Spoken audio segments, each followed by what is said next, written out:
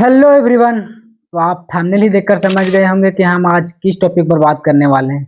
हम आज बात करने वाले हैं क्लास 10 सेकेंड बोर्ड एग्जाम के ऊपर। ये क्या सेकेंड बोर्ड एग्जाम सही में किसी स्टूडेंट को देना चाहिए या सिर्फ ये टाइम का वेस्टेज है या किसी स्टूडेंट के सिर्फ माइंड पर प्रेशर है। ठीक है, तो आप वीडियो में एंड तक बने रहो, हम आपको पूरा क्लियर कर देंगे कि कौन सा स्टूडेंट को ये एग्जाम एकदम देना ही चाहिए और कौन सा स्टूडेंट को ये नहीं देना चाहिए। तो देखो, जो अभी आप एग्जाम दिए हो फरवरी में, सीबीएसई बोल रही है कि हम उसका रिजल्ट 20 अप्रैल के आसपास दे देंगे। ठीक है, जो अभी जो एग्जाम हुआ फर्स्ट फेज का, फरवरी में जो एग्जाम दिए ना आप लोग, उसको बोल रही है कि हम 20 अप्रैल के आसपास रिजल्ट दे देंगे। उसके बाद रिजल्ट आने के बाद वो बोल रही है कि सेकेंड बोर्ड एग्जाम को हम कंडक्ट करेंगे मई में, यानी अराउंड 5 मई से 20 मई तक। ये भी टेंटेटिव डेट शीट है, यानी 5 मई से 20 मई के बीच वो सेकेंड बोर्ड एग्जाम को कंडक्ट करेगी। आप एक बार अपना दिमाग लगा कर सोचिए। ठीक है, जो 11th क्लास का सेशन होता है वो स्टार्ट हो जाता है अप्रैल में, अभी हुआ नहीं है लेकिन कुछ ही दिनों बाद क्लास 11th का सेशन अप्रैल में स्टार्ट हो जाएगा। लेकिन सीबीएसई बोल रही है हम सेकेंड बोर्ड एग्जाम को लेंगे मई में। आप एक चीज़ सोच के देखो, अगर आप सेकेंड बोर्ड एग्जाम देते हो तो सिंपल सी बात है, उसका प्रिपरेशन आपको करना ही होगा। और आप उसका प्रिपरेशन करते हो तो आनी सीबीएसई हमारी पूरी आने की अप्रैल और मई को ले लेगा पूरा, मतलब अप्रैल मई हमारा ले लेगा सेकेंड बोर्ड एग्जाम में। ठीक है, और इसका रिजल्ट बोल रहा है कि हम देंगे जून में। जून में ये रिजल्ट देने बोल रहा है। अब देखो, जैसा आप 10th में पढ़े हो ना, साइंस का जितना सिलेबस है ना उतना 11th क्लास का केवल बायो है। बायो में केवल 19 चैप्टर है। साइंस में हालांकि तो 13 चैप्टर था क्लास 10th में, लेकिन 11th में पूरा 19 चैप्टर है केवल बायो का। फिजिक्स और केमिस्ट्री का हम बात नहीं कर रहे हैं। तो आप एक चीज़ सोच के देखो, अगर आप सेकेंड बोर्ड एग्जाम में अपीयर होते हो तो क्या आप 11th क्लास का प्रिपरेशन सही से कर पाओगे? नहीं कर पाओगे, क्योंकि आपके पास टाइम ही नहीं बचेगा। आपका जून में तो रिजल्ट आ रहा है सेकेंड बोर्ड एग्जाम का, तो आपके पास टाइम कहाँ बच रहा है? ठीक है, आप देखो बहुत सारे स्टूडेंट ऐसे होंगे जिनको मन है सेकेंड बोर्ड एग्जाम देने का, है ना? तो आप दे सकते हो सेकेंड बोर्ड एग्जाम। ऐसा नहीं है कि हम ऐसा नहीं बोल रहे हैं, हम इसका विरोध नहीं करें, सेकेंड बोर्ड एग्जाम आपको नहीं देना है, सो देना है। लेकिन कौन सा स्टूडेंट को देना है? जैसे इस वर्ष का जो पेपर था मैथमेटिक्स का, टफ था, चाहे वो बेसिक हो या स्टैंडर्ड। ठीक है, तो आप मैथमेटिक्स का पेपर दे सकते हो।